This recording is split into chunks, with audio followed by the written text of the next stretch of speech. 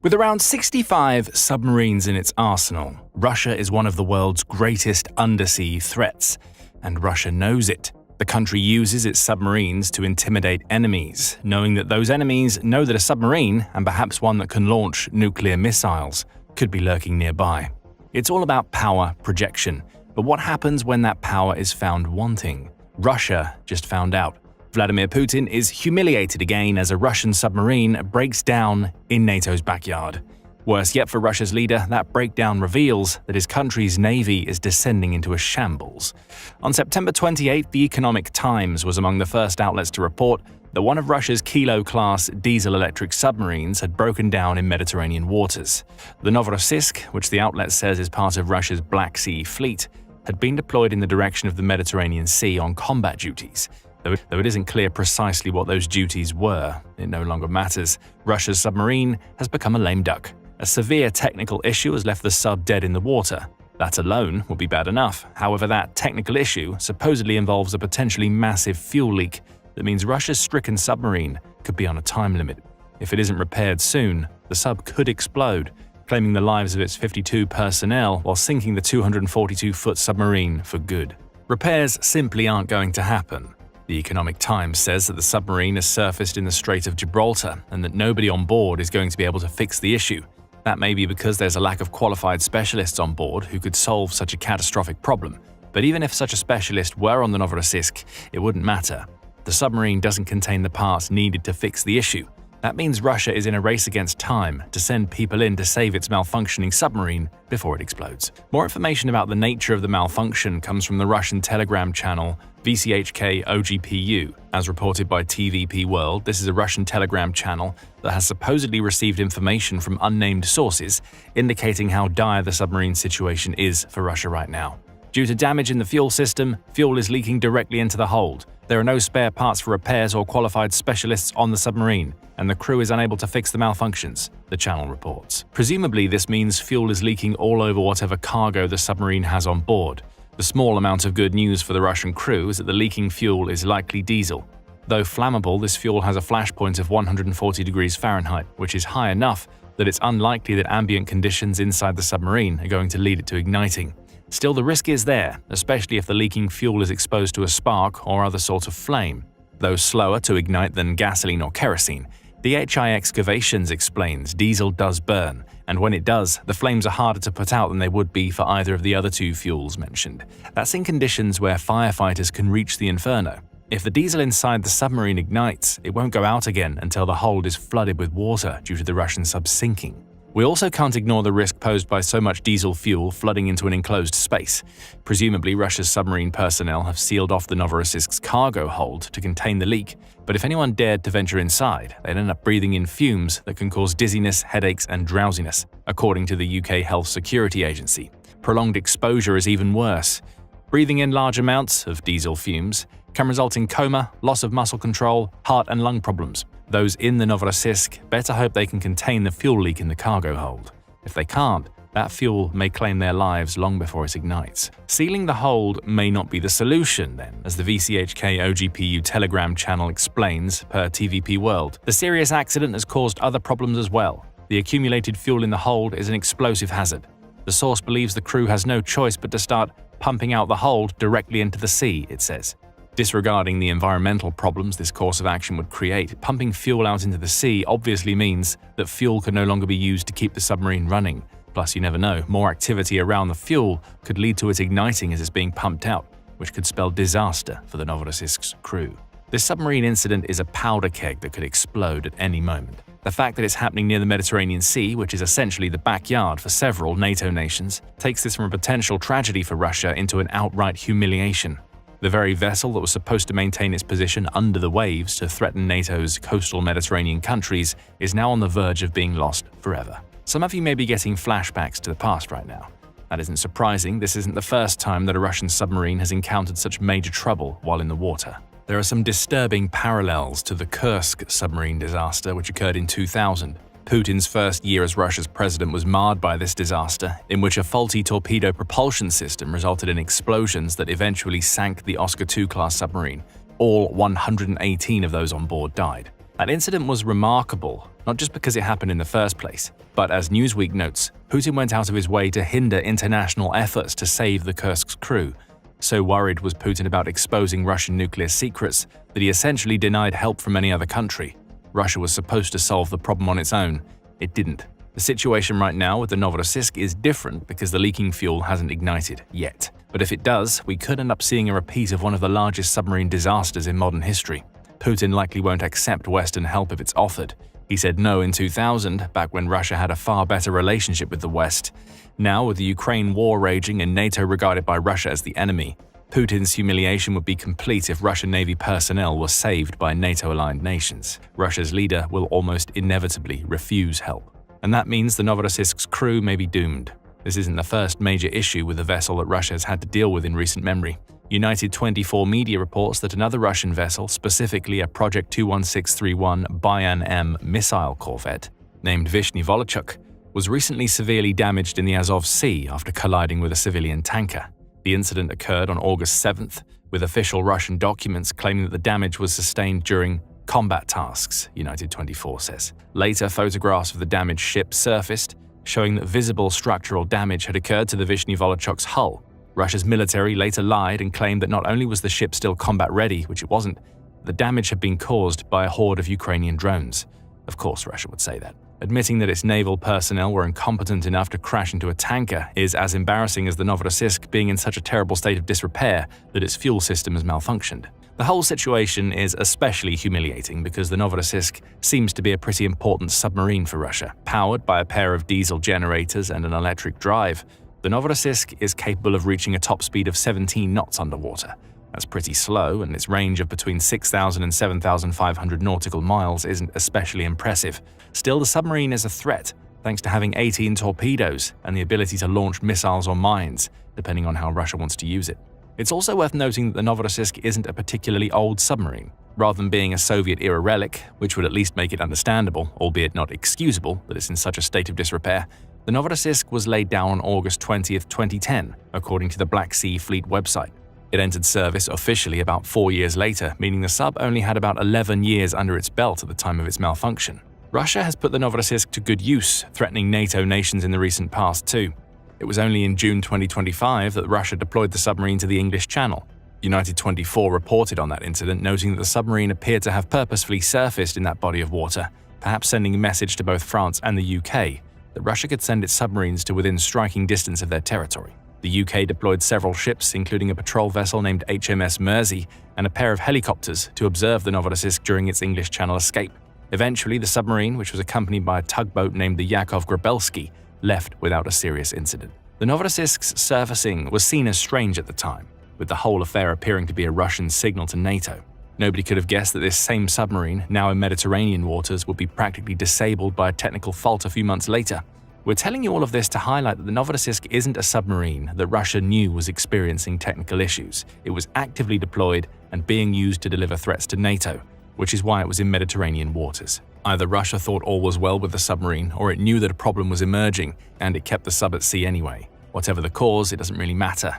The Novorossiysk is almost done for, and if Russia doesn't do something about it soon, the submarine will sink in NATO's backyard without NATO having to do a thing. Of course, this incident alone is embarrassing enough for Putin.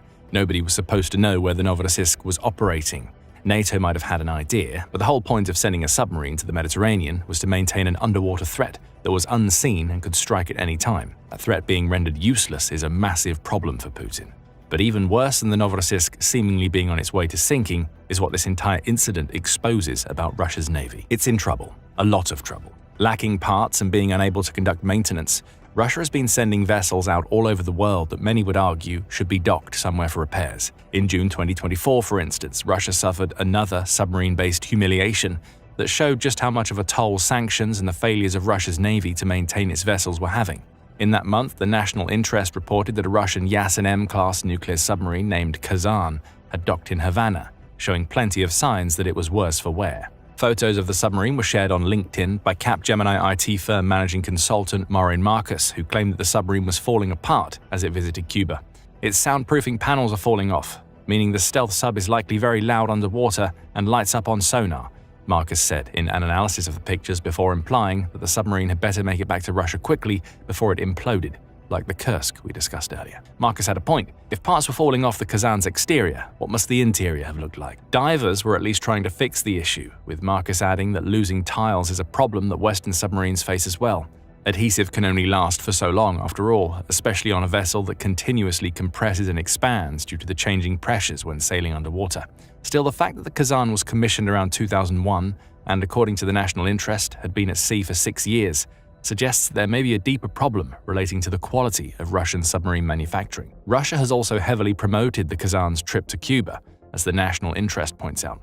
The loss of panels won't impact operational capabilities, but other experts suggest it's just further proof that the Russian Navy does a fairly poor job of maintaining its submarines. Kazan was only commissioned in May 2001, and the trip to Cuba has been heavily promoted by the Kremlin, it says. So this was a submarine that was supposed to represent the best of what Russia has to offer.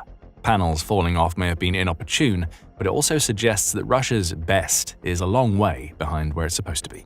Now, the maintenance problems hinted at by the Kazan images in 2024 could be coming home to roost for the Novorossiysk. In August 2025, Business Insider also indicated that Russia's naval problems don't just extend to its submarines. The country's entire navy is starting to be stretched thin, the outlet reported. The Black Sea Fleet, being so heavily battered by Ukraine, has played a role in this issue. Remember that the Novorossiysk is part of that fleet. If it's lost, as is a definite possibility, that will only add to the woes of a fleet that has already had a third of its vessels damaged or destroyed by Ukraine since Putin launched his invasion. However, the symbolic loss of yet another Black Sea Fleet vessel isn't as important as Russia losing a key port in the Mediterranean that may have been able to get help to the stricken Novorossiysk. Business Insider notes that the 2024 collapse of the Assad regime in Syria deprived Russia of a port that could have been used to send help. Russia provided military support to the Assad regime during the brutal conflict, and in exchange, it enjoyed a significant presence at Syria's Tartus naval facility on the Mediterranean Sea, Business Insider said. However, the change in Damascus has jeopardized the future of Moscow's operations at the strategic port. The outlet also spoke to Royal Netherlands Navy frigate HNLMS De Ruyter's Commodore Arjen Varnar, who emphasized how the loss of so much of the Black Sea Fleet, combined with Russia's Syria issue, has created some massive problems. Looking at what they're doing in the Mediterranean, losing a port there means losing logistical support, and that stretches the capabilities they have, which mainly come from this northern fleet, Varnar said. Granted, it's not the northern fleet that's being affected right now, but the Novorossiysk is in waters that would have been most easily accessible via the Syrian port, over which Russia no longer exercises control. If Russia could still use the port, it could send rescue ships through the Mediterranean Sea and the Tyrrhenian Sea to reach the Strait of Gibraltar. It can't do that anymore. Now, any Russian rescue ships are going to have to sail all around Europe to get to the Novorossiysk. Even assuming that Russia could easily reach its malfunctioning submarine, it may not have the parts needed to carry out a repair.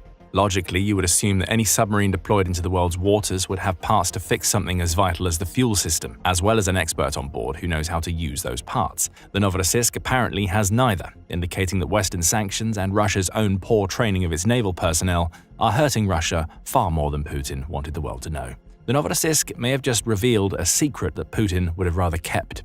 In truth, there were plenty of doubts about the prowess of Russia's navy long before the Novorossiysk was forced to surface with its fuel problem. Back in August 2024, the national interest referred to Russia's navy as a paper tiger, a force that had long been overestimated, even before Ukraine's destruction of so much of the Black Sea Fleet exposed its weaknesses. The same outlet way back in 2019 also noted that Russia wasn't able to replace its old submarines anywhere near as fast as it needed to. This problem was particularly impacting Russia's nuclear submarines, the outlet said. However, the Kilo class, of which the Novorossiysk is a part, was struggling as well. This diesel-electric fleet isn't in much better shape, with most of Russia's 17 Kilo-class hunter-killers dating to the early 1990s, the national interest noted. Bear in mind that these issues with building more submarines, which may have stemmed from a lack of technical expertise, a lack of parts, or both, were apparent over 6 years ago. Add the attrition of the Ukraine war and Western sanctions into the mix. Perhaps it's no wonder that Russia has submarines with malfunctioning fuel systems and lost panels deployed right now. Let's assume that the Novorossiysk ends up succumbing to its technical faults and ends up as little more than a metal carcass buried deep within NATO's naval backyard. What will that mean for Russia and its attempts to project power against NATO going forward? Russia will lose its submarine presence in the Mediterranean, for one. It was only in January that Naval News reported that the loss of the Syrian port of Tartus meant that Russia had no more submarines in the Mediterranean. The last of its subs in the region left on January 2nd, the outlet claimed, likely because they no longer use the Syrian port as a home base. Perhaps this tells us a little more about why the Novorossiysk was sailing through the Strait of Gibraltar rather than operating in the Black Sea as it's supposed to. Russia may have been sending the submarine into NATO's backyard, or more worryingly, the Novorossiysk may have been operating in the Mediterranean Sea for several months and was on its way back to port. The submarine's threat may have been there for a long time. That's the point, as we explained earlier. Russia needed to maintain a Mediterranean submarine presence, even with the loss of Tartus. Now it knows how vital that port was to its goal of intimidating NATO's coastal Mediterranean members. The only question left to answer is what happens next. That's difficult to determine. Russia will likely try to send ships to the Strait of Gibraltar, though it will still need permission from either Spain or Morocco to pass through. The former is a NATO member, while the latter became the first African state to send military assistance to Ukraine in December 2022. Morocco has since taken a more neutral stance, but this still means that Russia will have to sail into unfriendly waters to salvage its submarine. Maybe it won't bother. Putin has let a submarine crew die a collectively avoidable death before when he prevented anybody else from helping the crew on board the Kursk. We could be about to see a repeat of that tragedy. Vladimir Putin's summer offensive against Pokrovsk is going from bad to worse. It was already terrible enough for Russia's president that his forces failed to achieve his goal of taking Pokrovsk by the end of August. But now those forces are caught in death traps. They're losing what little territory they managed to gain, and they're being repelled every time they try to take any settlement that could bring them closer to Pokrovsk. Putin has created yet another meat grinder, and Russia's soldiers are paying the price. Those soldiers are dropping like flies at Pokrovsk, with 20 dying for every meter of territory they managed to capture. That's according to Euromaidan Press, which made the bold claim on September 27th in an article covering Russia's faltering attempts to take the settlement of Mirnorad. It reported that Russia was losing about 20 troops per meter of territory gained. 1 meter amounts to a little under 3.3 feet, which is only just over half the average height of the soldiers attempting to claim the territory. A Russian soldier could lie down and advance further, assuming they weren't torn to shreds by Ukraine's drones while trying. More on that in a moment.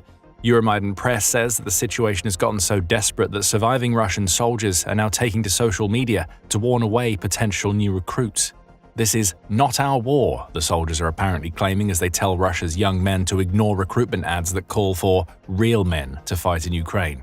Don't fall for the psychological tricks, these soldiers seem to be saying. If you join the Russian military, Putin will send you to your death. And why does this massive casualty rate exist? Simple, Putin is telling his soldiers around Pokrovsk to push on even though he knows he's ordering them to march to their deaths. Nowhere is this clearer than in Mirnorad. For weeks, Euromaidan Press says, Russia's forces have been trying to claw their way into the city for the simple reason that occupying it may offer a new angle of attack against Pokrovsk. Putin wants Pokrovsk. Taking that city was his main goal during the summer, and it's a city that he's been trying to claim for almost as long as the Ukraine war has lasted. There's a good reason for that. Pokrovsk has gained a certain amount of symbolism as being a vital Ukrainian fortress city in the Donetsk region. Plus, it's a logistical hub for that region, meaning Putin believes that taking Pokrovsk sets the stage for taking Donetsk, and from there, the Donbass. Back to Mirnorad. Russia had hoped that it would be able to use its armor to achieve a breakthrough in the city weeks ago. Ukraine would be too distracted defending Dobropilia, Russia reasoned, leaving Mirnorad open to assault. However, that strategy hasn't worked. Not only has the Dobropilia advance failed, but every armored push toward Mirnorad has been met with overwhelming Ukrainian firepower that results in the 20 casualties per meter figure Euromaidan Press reported. Russia's soldiers aren't even reaching the contact line most of the time. They're being mowed down long before they get there. Geolocated footage shows the wreckage of Russian vehicles time and time again, Euromaidan Press says. Those shattered vehicles are now a symbol of Russia's failure in Pokrovsk. But more importantly, losing so many means that Russia is now resorting to pure infantry assaults against Mirnorad, which is where Russia's problems truly begin. Russian troops on foot are no match for Ukraine's drones, and with Mirnorad being a city with many high-rise buildings, so much so that Russian glide bomb attacks often target these buildings, Ukraine has plenty of structures from which it can unleash its drones. That's the difference maker. Ukraine is able to create entire drone walls, Euromaidan Press reports. Russia's soldiers, operating on foot because all of their armor has been destroyed, now have to try to run through this drone wall undetected, and it doesn't work. The drones are finding the Russian troops and shooting them down. These drone walls have been a problem for Russia ever since Ukraine decided to invest heavily in domestic drone production. Right now, Ukrainian President Volodymyr Zelensky says his country is capable of manufacturing 8 million drones annually. It may actually be able to reach that figure in 2026 too, following the September 12th confirmation that Europe will invest $7 billion into Ukraine's drone industry. But even without that money, Ukraine makes millions of drones per year that it's using to create a layered defense against Russia's soldiers. The Atlantic Council discussed this strategy back in July. The Ukrainian military's innovative and rapidly evolving use of unmanned aerial vehicles to create a layered defense is often referred to as a drone wall. If this Ukrainian drone wall can prove itself over the coming months and blunt Putin's big offensive, this will likely shape future defensive doctrine in military academies across Europe and beyond, the outlet said. Ukraine's drone wall certainly proved themselves in the months that followed. Russia's summer offensive was blunted to the point where it achieved none of the objectives Putin set for the summer season. And now Russia's troops are trying to battle their way through these layers upon layers of drones. Those soldiers don't have armor, they don't have support. They simply have orders to push forward even as they know that an overwhelming number of Ukraine's drones stand in their path. The outcome is inevitable. And it's why 20 Russian soldiers are dying or being injured for every meter that they gain. Drones alone are enough of a problem for Russia's forces near IMMINENT.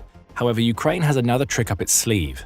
Massive airstrikes in which Ukraine uses JDAM-guided bombs delivered by MiG-29 fighter jets have also been tearing Russia's forces apart. IMMINENT press highlights two such attacks, noting that one case saw Ukraine use JDAMs to take out a mine building that was filled with Russian soldiers preparing for an assault. Those soldiers were obliterated in seconds, the outlet claims, marking yet another instance of Ukraine taking out Russian troops long before they ever reached the contact lines around Pokrovsk. The second strike, IMMINENT press says, resulted in Ukraine's bomb failing to detonate. But that was okay. Ukraine sent drones to follow up and took out a Russian stronghold in the process.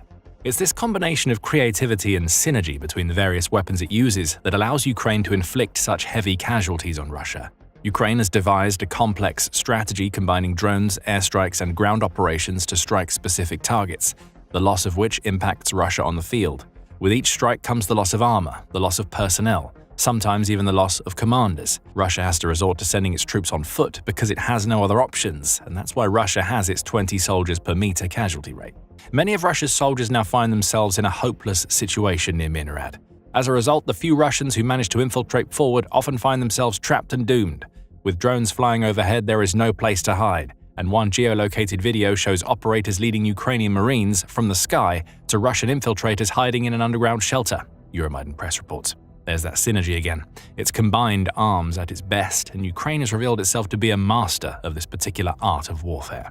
By the way, if you want a more detailed examination of how Ukraine is successfully trapping Russian soldiers in kill zones in the Pokrovsk direction, you'll want to learn more about what's happening in Dobropilia. The offensive that was supposed to distract Ukraine's forces in IMMINENT ended up being yet another example of how Ukraine is trapping Russia's soldiers in cauldrons, leaving them with nowhere left to run. Check out our video to see why Russia is losing so many of its soldiers in its failed offensives against Pokrovsk. Coming back to IMMINENT, Russia intended to take the city so that it could be turned into a launching pad for a renewed offensive against Pokrovsk. It would be an intelligent move if Russia were able to pull it off. Russia has plenty of drone operators too. They could do their work from IMMINENT's high-rise buildings, just as Ukraine's drone operators are doing right now. But Russia hasn't taken IMMINENT, and with the rate of attrition being 20 soldiers for every meter gained, it's not going to. That pace is impossible for Russia to sustain, IMMINENT press claims. Eventually, Ukraine will bleed out the Russian forces. Pokrovsk, which is Putin's ultimate objective in the Donetsk region, will remain standing as a result. This is a region to which Putin dedicated around 100,000 troops, UKR Inform said on August 30th, when reporting on Russia's failure to take Pokrovsk during the summer. The spokesperson for Ukraine's Dnipro Operational and Strategic Group of Forces, Viktor Trehubov, puts the sheer scale of Russia's failures into perspective when speaking on Ukrainian television, UKR Inform says. Russia once amassed 190,000 troops for its full-scale invasion of Ukraine. There is currently a 100,000-strong force concentrated in the Pokrovsk sector alone, Trehubov pointed out. Before the war, Pokrovsk had a population of around 60,000, if I recall correctly. The summer campaign continues and is nearing its end. Despite extremely aggressive actions and some tactical advances, Russia has not achieved a quick victory. Pokrovsk remains unconquered. Russia dedicated a force over half the size of the one it thought could take all of Ukraine to Pokrovsk, and it still failed. IMMINENT is just a microcosm of something that's been happening all over Pokrovsk. While Russia's rate of advance isn't always as slow as 1 meter for every 20 soldiers it loses, what few gains it has made in Pokrovsk have come at a similarly heavy price. Russia reportedly lost 124 soldiers for every square kilometer that it managed to gain during the summer. It also has a casualty count of 210,000 soldiers since the start of 2025, Kharkiv's Gwara media reported in September. This simply isn't sustainable, and Russia knows it. On September 19th, Russia's Blocknot network founder, Oleg Pokalkov, traveled to the Zaporizhia front to speak to the commander of the Bars Sarmat Special Operations Center, Dmitry Rogozin. Like Pokrovsk, Zaporizhia is a city that Russia has been trying to take since Putin launched his invasion, only to run into the same obstacles of Ukraine's drone walls and combined arms assaults that prevent Russia from making any real progress. Rogozin was surprisingly candid about the many reasons why Russia loses so many soldiers at the cost of advancing. Though he sprinkled his answers to Pukovkov's questions with insults against Ukraine, Rogozin admitted on several occasions that Ukraine is the tactically superior of the two sides. After bemoaning how Russia is supposedly fighting alone while Ukraine is being supported by high-tech countries, Rogozin admitted that the Russian advance was coming at an enormous cost. The Kyiv Post covered portions of the interview, noting that Rogozin highlighted how the fighting on the front lines had turned into a positional war in which Russia's equipment is destroyed before it even reaches the front, and where Russia's small infantry assault groups try to push forward with little or no success. This is in Zaporizhia, but if you think back to everything that we just told you about IMMINENT, you'll see a lot of echoes of Ukraine's strategy in these short comments. Rogozin went into a lot more detail about Ukraine's use of drones, noting that Russia's biggest problem right now is that it simply can't compete with Ukraine on sheer numbers. 10 times more than we do, Rogozin answered, when asked what Ukraine's drone advantage really looks like. They have no problems with components or their overall drone supply. We know the number of long-range drones, from 100 to 250 daily, and their number will increase. Imagine the enormous production. While Rogozin is highlighting the difference with long-range drone production here, it's on the battlefield where Ukraine's better drone numbers really pay off. Russia is trying to catch up. In June, the Moscow Times reported that Putin has called on Russia's drone manufacturers to increase production from the 1.5 million they made in 2024 to a number Putin regards as sufficient. In June, this amounted to Russia producing 1.6 times more drones monthly than it had in 2024, which amounts to a total of 2.4 million for the year.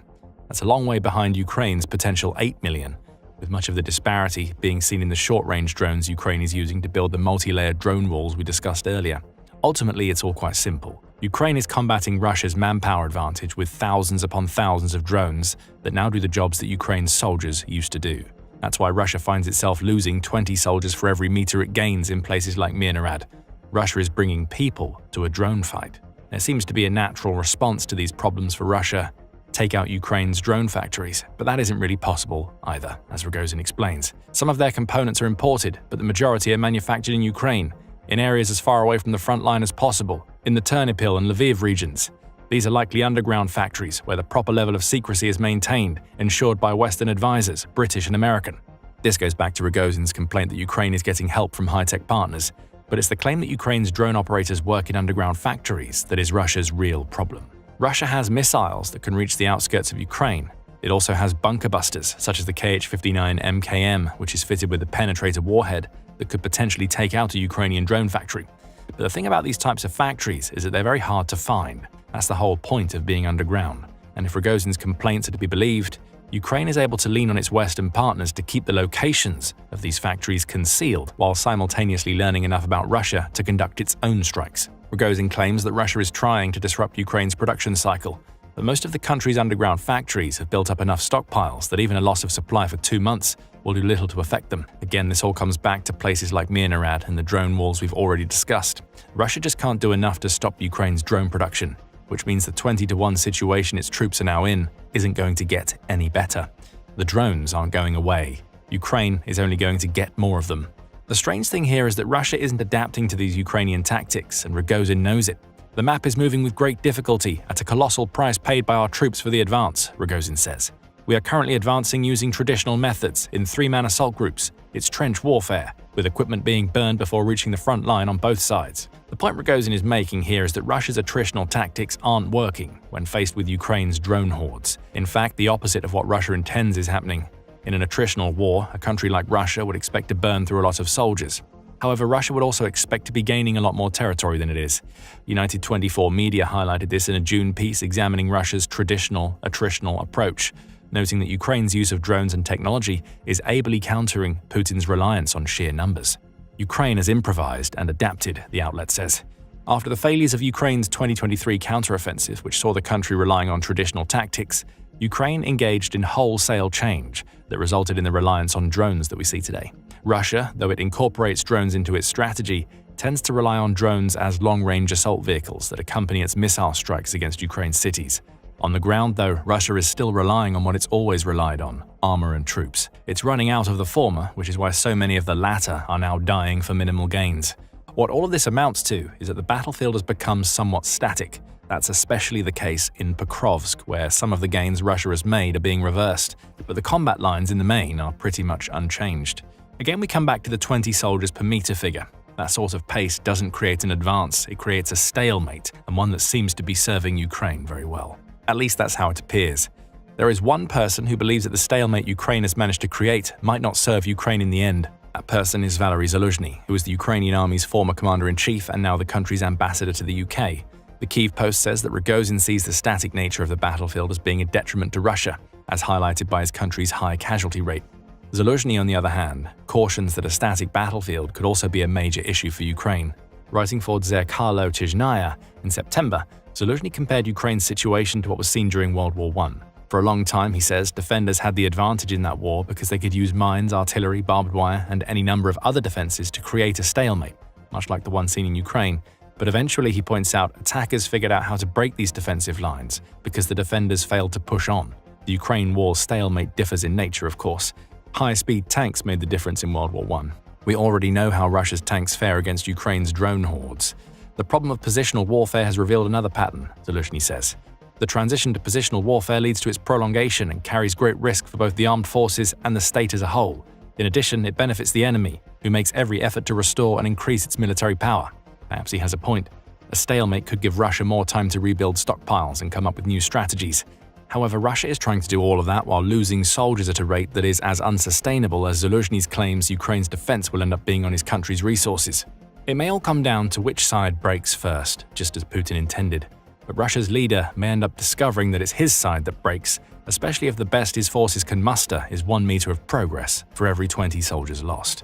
Russia is pouring everything that it has into the Ukraine war. The Kremlin, under Vladimir Putin's leadership, has transformed the country into a wartime economy. A massive share of Russia's resources now go towards supporting Putin's Ukraine invasion, even as Russia loses thousands of troops per month to the meat grinder that Putin has created. Something has to give, and it's going to give soon. Putin's days are numbered, as the many failures of his Ukraine war spark internal chaos in Russia. Putin can try to hide it all that he wants, but the signs are there. His grip on Russia has slipped because of his Ukraine invasion tunnel vision. At least that's the opinion of Emily Ferris, the senior Russia analyst at the Royal United Services Institute, or RUSI. Ferris published a paper on September 23, in which she makes her point very clear. The Ukraine war, she says, has diverted Russia's attention away from itself, which is causing a serious problem on the domestic security front. Uneven gaps in Russia's ability to address domestic security issues, such as terrorism and regional instability, are creating a wellspring of chaos that threatens to explode into a full-blown flood.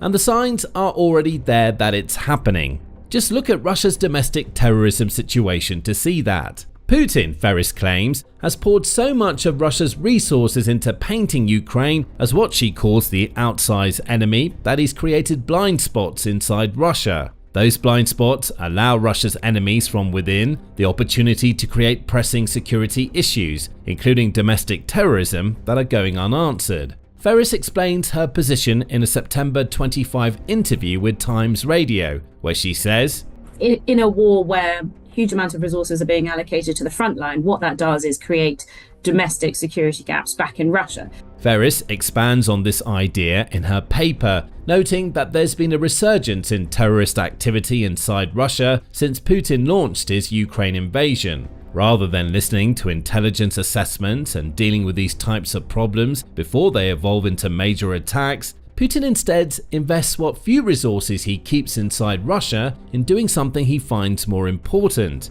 pursuing and suppressing his political opponents. That point will be returned to later in the video, with an examination of another report that highlights this suppression. Returning to Ferris's interview with Times Radio, the RUSI analyst says that a major consequence of the security gaps Putin has allowed to be created is not having the kind of intelligence resources, the manpower, and I suppose even really the political will to investigate and I suppose preempt acts of terrorism. The point about the lack of will is as important as the lack of resources. And there's no more perfect example of this than the Crocus City Hall terrorist attack. On March 22, 2024, Moscow was the victim of one of Russia's worst ever terrorist attacks, mere days after Putin's election to a fifth term as Russia's president, but before his inauguration on May 7.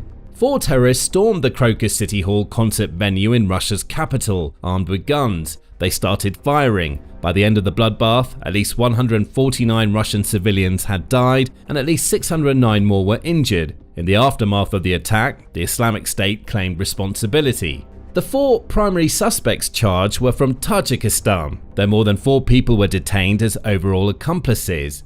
Tajikistan is an interesting country. Though independent from Russia since the collapse of the Soviet Union, the BBC says that the nation still depends on Russia for security. Its economy is also closely tied to Russia's, meaning that when Russia is doing poorly, Tajikistan also suffers. The nation is part of the Central Asian territories, in which Russia has great influence, and it's in this influence that the domestic terrorism aspect comes into play. It may be unfair to call Tajikistan a Russian puppet state, but it's a nation that depends heavily on Russia and was at one point part of the Soviet Union. For Ferris, what was so interesting about this terrorist strike was that Russia could have stopped it if it really wanted to. There were multiple opportunities for the security services for the FSB to have anticipated it and even prevented it.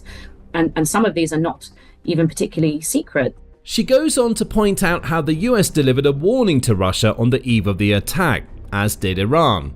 I suppose understand Moscow's reticence for ignoring a warning from the Americans claiming that this was politicized, but to ignore a stark warning like that from their own allies, the Iranians, it's rather strange.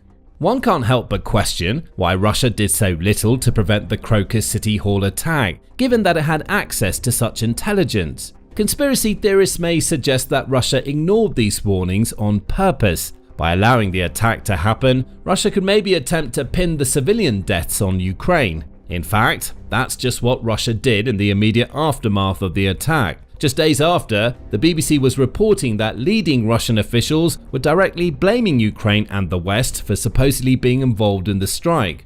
There were even claims that Ukraine may not have carried out the attack directly, but that it was willing to provide safe harbor to the terrorists who had. Ukraine rubbished all of this as lies, the BBC says, and that seems to be precisely what they were. But perhaps these accusations were instead a way for Russia to distract its people away from a far more serious problem. Russia may have fully intended to do something about the Crocus City Hall attack before it happened.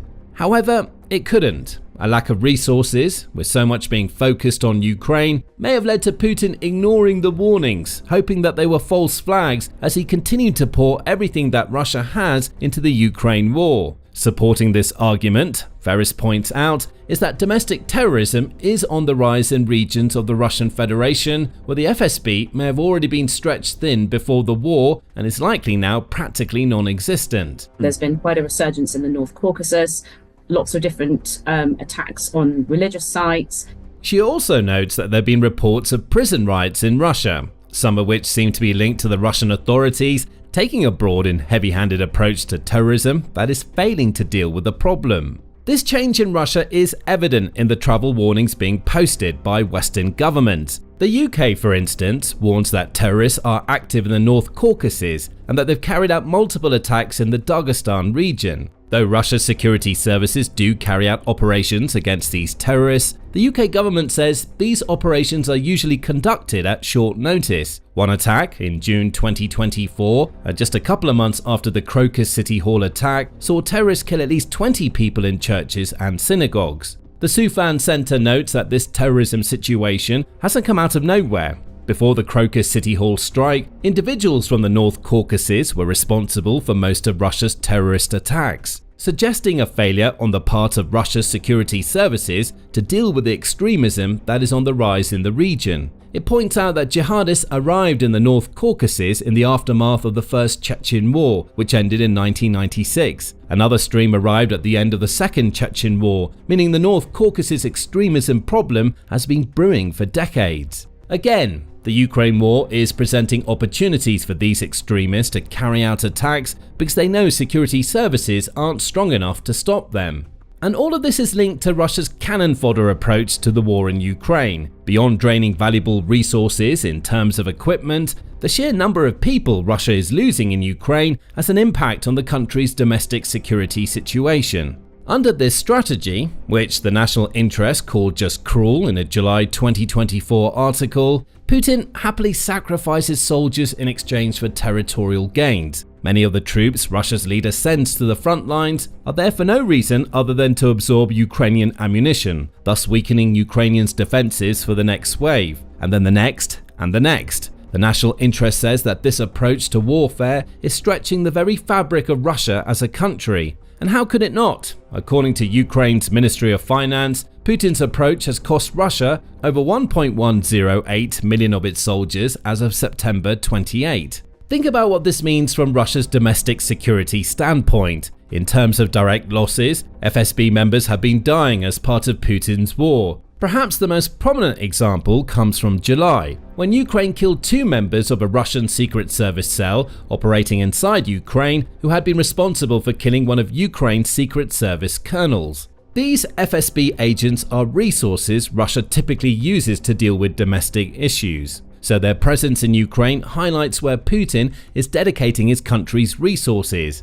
Add to this the troops he may have one day become FSB agents who now lie dead on the Ukrainian battlefield, and Russia faces a pair of problems. The FSB is losing existing members, and it may also be losing potential future members. Now, beyond these direct losses, the sheer scale of casualties caused by Putin's cannon fodder approach is causing anger, especially in the Russian Federation's more far-flung regions. Since 2023, there have been reports of members of Russia's ethnic minorities being both recruited and killed disproportionately. A great way to encourage extremism, and thus terrorism, is to cost families their fathers and sons, creating the resentment against Putin that seems to be getting increasingly expressed as Russia's security services fail. Perhaps Ferris puts it best. There is something sort of bubbling under the surface at the moment of Russian society that I think is quite concerning.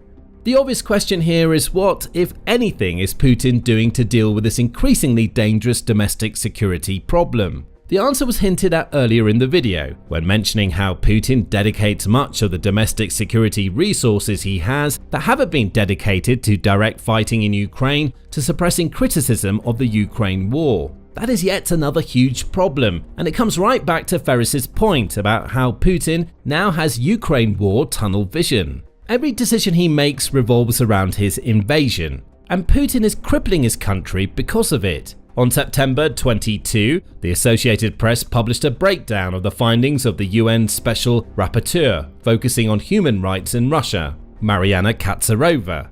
The repression is escalating and becoming massive, Katsarova said of the situation inside Russia right now. This reveals that Putin would prefer to focus on ideological opponents to his Ukraine invasion rather than on the very real threat of domestic terrorism that's on the rise in his country. Russia's authorities have stepped up in every direction to enable the suppression that Putin wants. There have been massive upticks in criminal prosecution, long-term imprisonment and torture, all focused on political dissidents and journalists ahead of potential terrorists. Speak about the Ukraine war, and there's a target anyone's back in Russia. In essence, Putin is doing what he so often does well. Russia's leader is trying to deceive. The idea behind Russia's oppression strategy is to remove any and all influential voices that might contradict the Kremlin's narrative. Putin wants people to think Russia is winning the war. He also wants to make sure that reporting on such issues such as Russia's growing domestic security problem never reaches the eyes and ears of the people who could, were they to rise up, be the only real chance Ukraine has of finally eliminating Putin. If there were any doubt about what Putin is trying to achieve here, the statistics Katsarova shares tells a detailed story. The Associated Press reports that Katsarova's report says that from mid-2024 to mid-July 2025, the number of prosecutions aimed at suppressing dissent inside Russia has increased, with at least 3,905 individuals convicted on administrative or criminal charges for peaceful dissent. Russia has also labeled 150 children aged 14 to 17 as terrorists or extremists during that period, showcasing the heavy-handed approach to dealing with terrorism mentioned earlier. Plus, the AP reports a total of 1,040 individuals and organizations, around a quarter of whom are journalists, have been designated as foreign agents by Russia. The issue of Russia's suppression as it relates to journalism will be addressed in a moment. For now, the focus is on the foreign agents designation. According to Mediazona, the summer of 2023 saw Russia's State Duma pass new amendments to the country's laws about what is and isn't a foreign agent. These amendments allowed Russia to classify any entity, be it an individual or an organization, that was suspected of receiving funding from abroad to be a foreign agent. Think about what that means for a moment. In a nation where the state attempts to control the flow of information, the only recourse those offering a different take on events might have is to seek out foreign investment. They can't get that money from the state. These so-called foreign agents don't toe the Kremlin party line. The amendments also saw the law expanded to include anybody, including everyday citizens. They also contained provisos that could see somebody get punished if they in some way contributed to the work of a foreign agent. So, if an average Russian person consumes a piece of media or anything else created by somebody who receives funding from outside of Russia, they could be fined anywhere between $360 and $600 to rectify the violation. Again, it's all part of Russia's suppression tactics. Through these 2023 amendments, Russia gives itself the right to use technicalities to punish anybody who goes against what Putin wants reported in his country. By punishing people for even so much as interacting with a foreign agent, Putin is also trying to rather unsubtly force the attention of Russia's people away from anything that could harm his image, including reports of domestic terrorism that can be linked to the Ukraine invasion. And everyday citizens can be punished for almost any type of interaction, as Mediazona explains. The rapper Legalize, for instance, was fined over a post on Telegram promoting a music video he made with another foreign agent, animator Pavel Muntian, the outlet says. In St. Petersburg, Orthodox priest Grigory Mykonov-Vaitenko received a fine for reposting an article from Bumaga, a local independent media outlet. Russia is doubling down on this approach to information suppression. On September 25, the Moscow Times reported that the Kremlin is now moving to toughen up its already unfair foreign agent laws. If these new amendments pass, a single violation of the vague laws could lead to criminal prosecution. Right now, there needs to be at least 2 violations before Russia can pursue criminal charges. It's all about making it easier to hide information, which leads to Russia's issue with journalists. As noted, about a quarter of those that Russia designates as foreign agents are journalists. These are the very people who could be reporting on Russia's abuse of its resources in support of Putin's Ukraine invasion, where they're not being silenced by the Kremlin's constantly changing laws. Of course, Putin cracking down on journalists is nothing new. Even before the amendments to the foreign agents legislation, The Guardian was reporting that Russia was using this legislation to target journalists. The editor of a Russian independent television station, who was added to the foreign agents list in 2021, summed up the sentiment among Russia's journalists succinctly. "We're being told that we're the enemy," Tikhon Zydenko told The Guardian. "And I'm not an enemy, and I'm not an agent. It's a spit in the face." That was 4 years ago. It's only gotten a lot worse since. All of this comes back to the point that Ferris makes in a paper for Rusi and a Times radio interview. The resources Russia should be using to deal with domestic security issues are being spent on things like the imprisonment of journalists and other non-criminals who Russia labels as foreign agents. These people rarely seem to be the type of dissidents who are capable of damaging Russia tangibly through terrorist activity. They're the thinkers and talkers, the influencers and philosophical opponents. Simply, the people who provide an alternative viewpoint to the Kremlin-approved reporting on Putin's invasion. And when the suppression of citizens and journalists through fines and imprisonment isn't enough, Russia has one more approach to turn to: torture. Torture and ill treatment in the Russian Federation remain widespread and systematic, affecting not only Russian citizens but also Ukrainian prisoners of war and civilian detainees, Katsarova says. She reports at least 258 cases of torture carried out by law enforcement and prison staff inside Russia during her sample period. She includes the story of one Ukrainian man who was subjected to electric shocks that almost killed him. Rushed into surgery to save his life, the man awoke to find that his doctor had burned the words "Victory, Glory to Russia" on his stomach.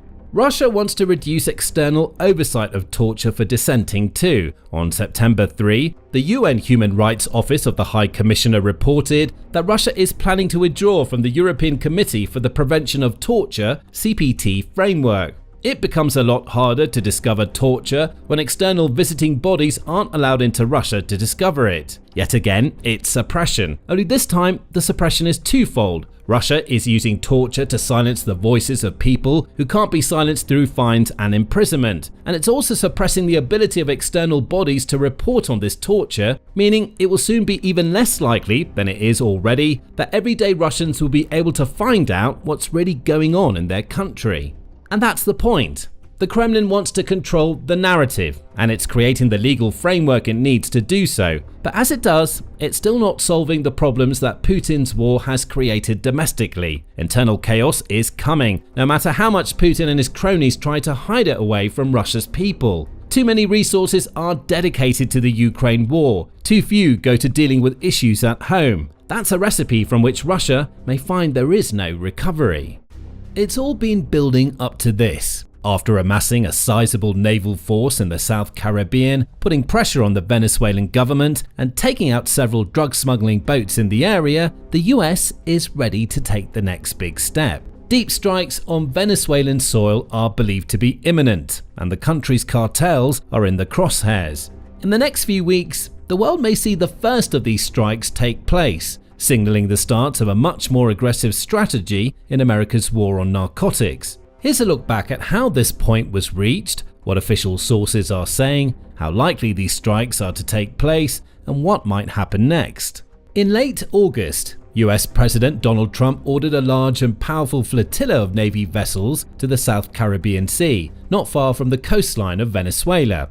This was the beginning of a major US push to combat drug smuggling cartels in the region.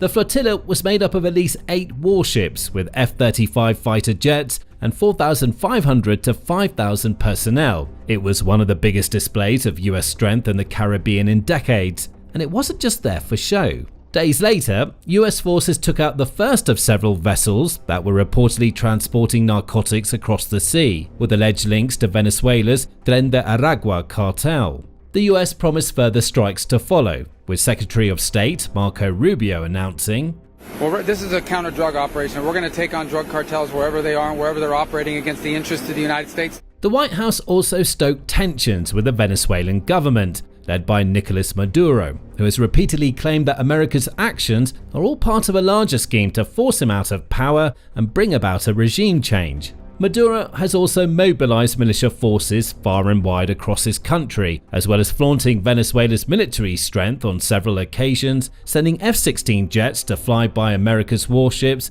and conducting training exercises in the Caribbean. But the US has not backed down. It's gone on to target additional vessels believed to be smuggling narcotics and even conducted its own military exercises too. Now, it's ready to go to the next level.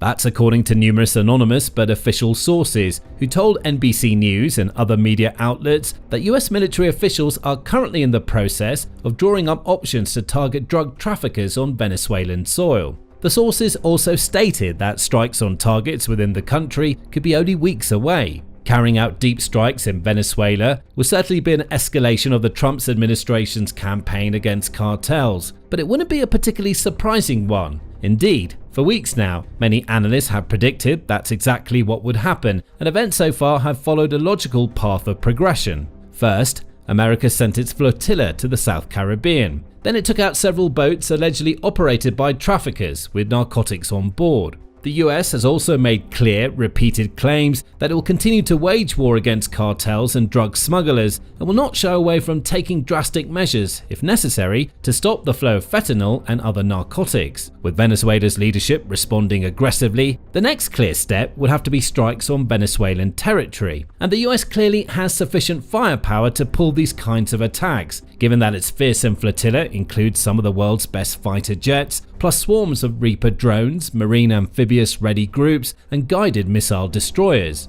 According to sources who spoke with NBC News, President Trump has not yet approved or authorized any deep strikes on Venezuela, but plans are being actively discussed behind closed doors. Officials also state that the US's recent escalation in the area is a direct response to Nicolas Maduro failing to take sufficient action to stop drugs leaving his country.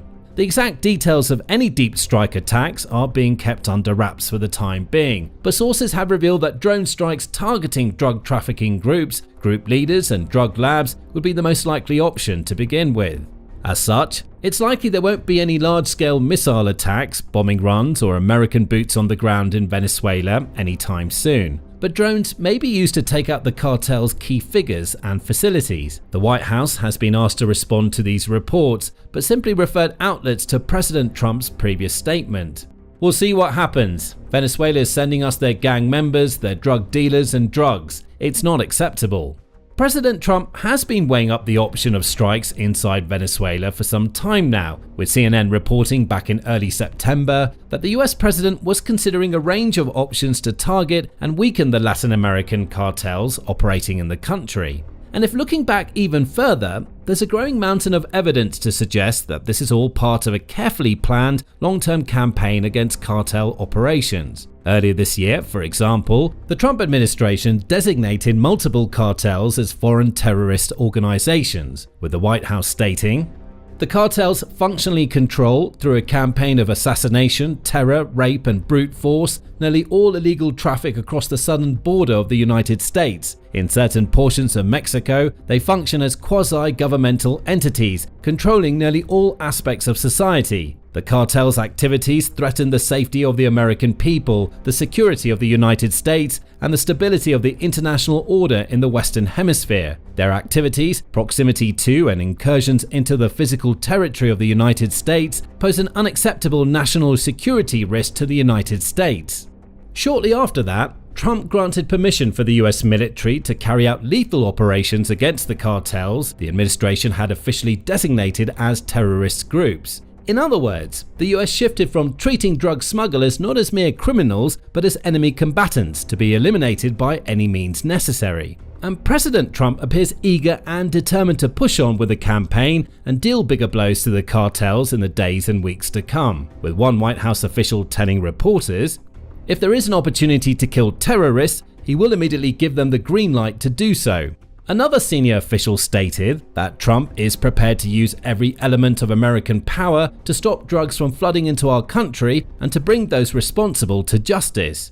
While deep strikes seem increasingly likely, there's still a chance they might not occur. Reports also state that talks are currently taking place between the US and Venezuela with the aid of Middle Eastern intermediaries. Maduro has allegedly spoken to these intermediaries and revealed some concessions he would be willing to make in order to remain in power. Some Trump administration officials have also expressed disappointment at how the United States military maneuvers thus far have seemingly not had any big impact in terms of weakening Maduro's grip on power. Because of that, the administration is said to be thinking very carefully about its next steps and will not make any big decisions lightly. Talks between the two nations may yet prove sufficient to scale down the conflict and prevent further actions. Maduro has openly stated that he would like to help the United States hunt down leaders of the Tren de Aragua drug cartel, which is reportedly based in Venezuela but appears in various countries across the Americas. The group has even spread all the way to Canada and is involved with extortion, prostitution, illegal mining, robbery, kidnapping, weapons trafficking, and human trafficking, on top of narcotics trafficking. The Trump administration has made Tren de Aragua one of its top targets since the president entered office, with hundreds of Venezuelans based in the US and believed to have links with the cartel arrested and deported to El Salvador prisons.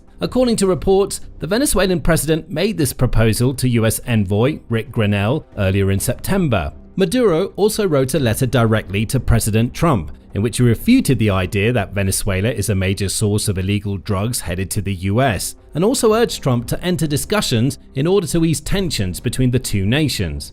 "I respectfully invite you, President, to promote peace through constructive dialogue and mutual understanding throughout the hemisphere.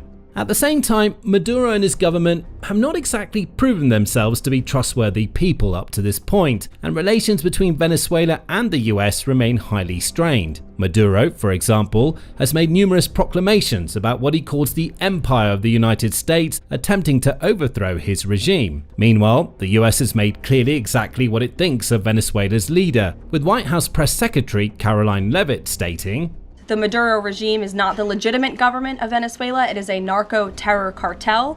In Maduro, it is the view of this administration, is not a legitimate president. He is a fugitive head of this cartel who has been indicted in the United States for trafficking drugs into the country." Given the highly tense and fractured relationship between these two countries, the idea of talking out may simply not be enough to achieve any sort of outcome the US is happy with. And if talking won't get the job done, military action may be the only path of action left open. Additionally, rather than toning down its rhetoric or showing signs that it wants peace and compromise, the Venezuelan government instead continues to get ready for a direct conflict with the United States. It's carried out numerous recruitment drills in recent days and weeks, calling on as many citizens as possible to enlist, take up arms, and do their bit to defend their homeland. Thousands of militia members have joined the ranks as a result, with many older people in particular donning their combat uniforms and taking part in basic training exercises, with many learning how to handle and fire rifles for the first time in their lives. Despite their lack of training and readiness, many of these people are entirely ready to fight and die, if needed, for the sake of their country. Speaking to BBC reporters, numerous new militia members spoke of their willingness to enlist, like 69-year-old Francisco Ojeda, who said, "If I have to lay down my life in battle, I'll do it. Even the cats will come out there to shoot, to defend our fatherland." 67-year-old Gladys Rodriguez agreed, saying, "We're not going to allow any US government to come and invade." Unfortunately, many of these militia members not only lack training and readiness, but also don't seem to see how they're being exploited by their government. Benigno Alarcón, political analyst at the Andrés Bello Catholic University, is one of many experts who believes that the militia recruitment is all part of a larger plan by Maduro to build what Alarcón calls a human shield for the country's leadership. He argues that Maduro is hoping to get as many civilians enlisted in the armed forces as possible, so that any US intervention in the country would likely lead to a greater loss of life, which would in turn paint the US in a negative light. In other words, Maduro wants to use his own people as cannon fodder, which is why he has no problem with senior citizens handling rifles without any prior training or experience. The Venezuelan president also continues to boast about his expanding force, recently claiming that over 8 million civilians have joined the militia. This figure is highly dubious and is likely to be an extreme exaggeration, but there's no doubt that citizens are indeed signing up in significant numbers and being dispatched to various locations around the country, ready to fight back against any sort of incursion or aggression on their territory. This is likely one of the reasons why the US doesn't currently appear to be planning any sort of boots-on-the-ground operation in Venezuela. It has thousands of Marines and sailors ready to deploy should the need arise, but sending troops into the country would be a very big, bold move that could have serious ramifications if firefights broke out between US forces and militia members. Instead,